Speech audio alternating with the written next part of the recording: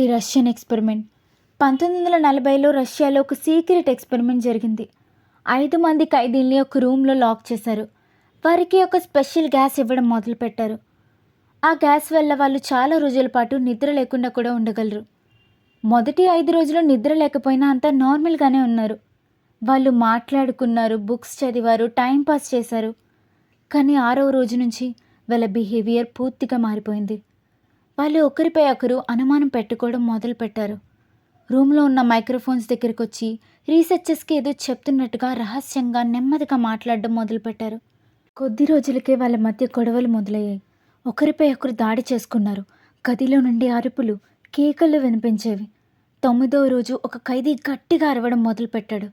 కొన్ని గంటల తర్వాత అందరూ ఒక్కసారిగా సైలెంట్ అయిపోయారు. ఆ సైలెన్స్ చూసి రీసెర్చర్స్కే భయం వేసింది. వెంటనే రూమ్ డోర్ ఓపెన్ చేశారు.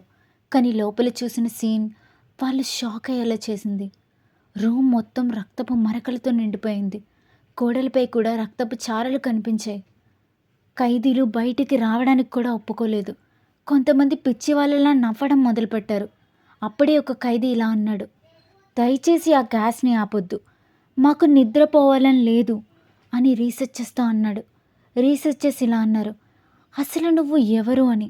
అప్పుడే అతను నవ్వుతూ ఇలా చెప్పాడు, మీరు నిద్రపోయిన ప్రతిసారి మీ మనసులో దాగి ఉండే చీకటే మేము, మమ్మల్ని మీరు మేల్కొల్పారు అని.